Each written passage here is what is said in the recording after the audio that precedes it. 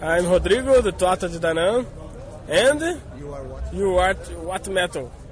Maybe just sum up briefly the band history. Just tell us a little bit how the band got together. A banda começou, na verdade faz 10 anos que a banda tem. A gente começa a valer mesmo o CD em... He said that the beginning of the band was 10 years ago, but it was just for pleasure, a group of kiddies trying to make music for pleasure, for having fun. And they recorded the first album, the first EP as a demo in 1999, named Tuatha De Danann.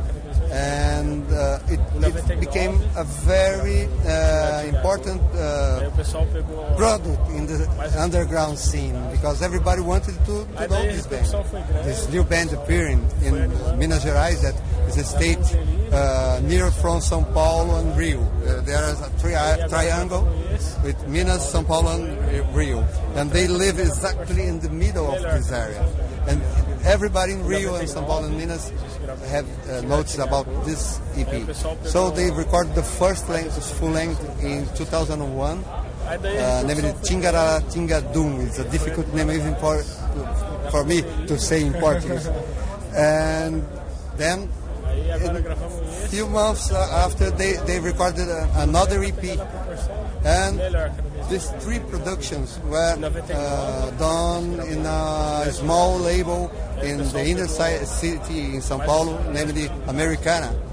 And then they signed with a very huge company named Paradox. And his company released the first issue of Tuatha De Danann, that is the most recent album of the band. And they lost the rights because they didn't do a very good job. So the band licensed this album. They recovered the rights and licensed this album to another label record. And then they are doing their first European tour. It started in July 7th and it's finishing here in Wacken. Interestingly, your music is very Celtic sounding, so like Irish folk music maybe. So how do you come up with that kind of sound in Brazil? Is that not somehow schizophrenic? Foi o seguinte, o Bruno foi o primeiro desde pequeno, ele gostava de asteria, simboliza. First of all, Bruno is the lead singer and the songwriter. He started to get interested in the Irish culture with Asterix and Obelisk. And the beginning was kind of dream for them to have a contact with this culture. And Bruno started to read, to study the Irish culture. And then he spread to the other guys in the band. They were kids. They were not musicians at that time. And they read all they could about Irish culture. And they tried to watch all the movies, read all the books they could. At that time, they didn't have access to internet, but nowadays you can find lots of things in the internet. So the inspiration came from Asterix and Obelix, but it was developed starting with Bruno and spreading to the whole band.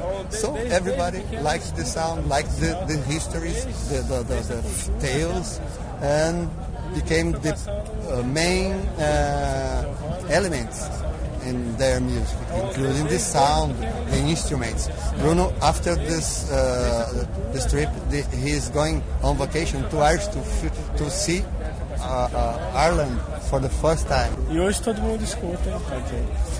So when I speak to people from Ireland, from the Irish scene in Dublin, for example, they always say, "Yeah, well, your band sounds very happy."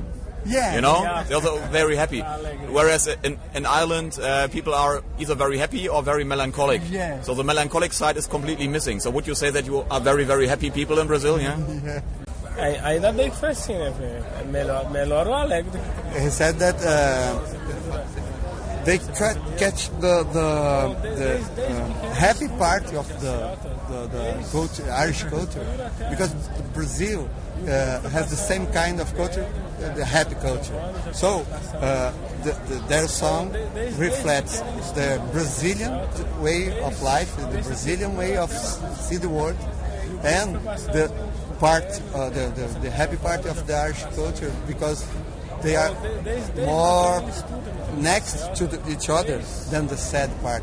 Because the problems that make part of the population in Irish be sad, be depressive, is different from the kind of problem we have in Brazil to be depressive or sad. We have problems with economy, with development, and with things that are material things. And the things that make people in Ireland to be sad are not the lack of material things, are other kind of difficulties. So they joined the happy part of Brazil with the happy part of the Irish. Samba, carnaval, energia, né? So our show is called What's Metal? So what does metal mean to you? Is it a kind of music? Can it become a certain form of lifestyle? Or is it just a hobby? Para mim é meio a meio. Acho que para todo mundo deve ser meio a meio. It's 50-50. Because it's not just a hobby because they work with it. But it's not their life because they have other things to think, to do, to study. So they don't face this as the most important. Metal is not the most important thing in their life. Music is more important than just metal. And the other things they have to live, the other things they have to relate to, is more important than to say, metal is the solution of the world. No, it's not that. Não é hobby porque a gente encara como trabalho, não é um estilo de vida porque a gente tem outras coisas.